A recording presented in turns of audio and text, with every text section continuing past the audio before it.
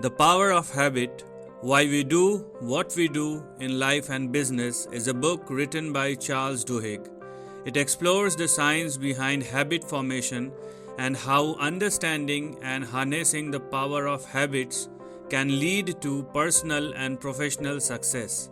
Here is a summary of the key concepts and ideas presented in the book.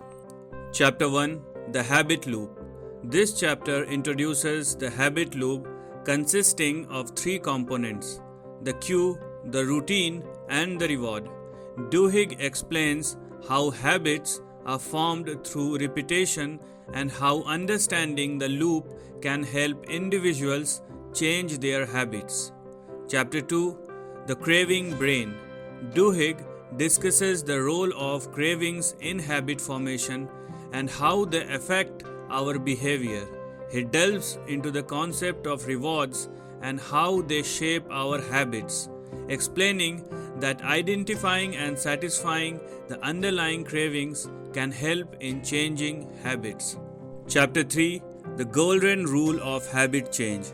Here, the author introduces the concept of habit change, focusing on the idea that habits can be modified or replaced rather than eliminated altogether. He explores the importance of belief and willpower in changing habits and provides practical strategies for habit modification.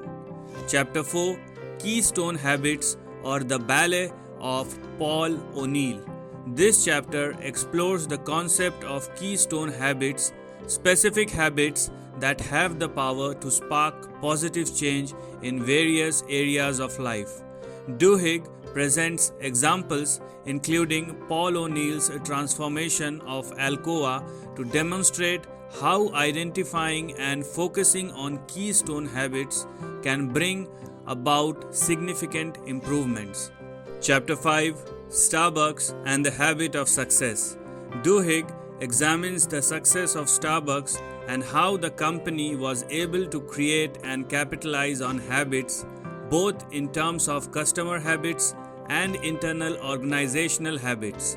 He highlights the significance of creating a strong people culture to foster positive habits.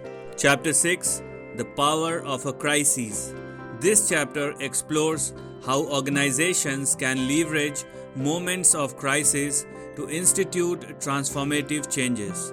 Duhigg presents examples such as the transformation of London Underground and the turnaround of a dysfunctional Rhode Island school district to illustrate the power of crises in reshaping organizational habits.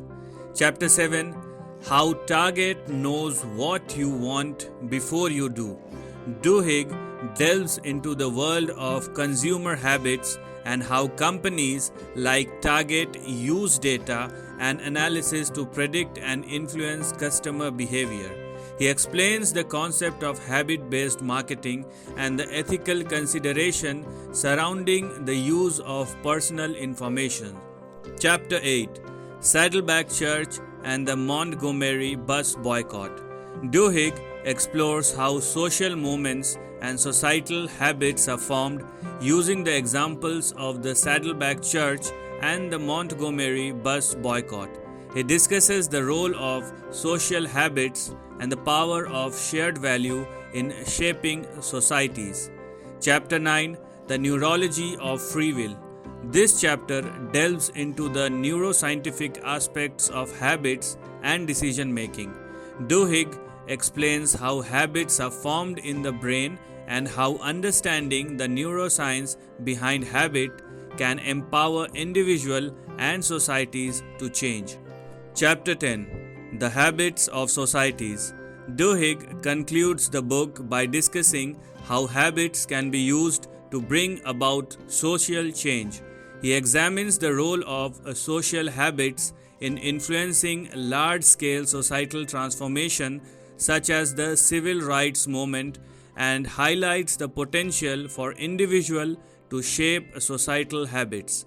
The Power of Habit provides valuable insights into the psychology and science behind habits, offering practical strategies for individuals, organizations, and societies to understand, modify, and leverage habits to achieve their goals.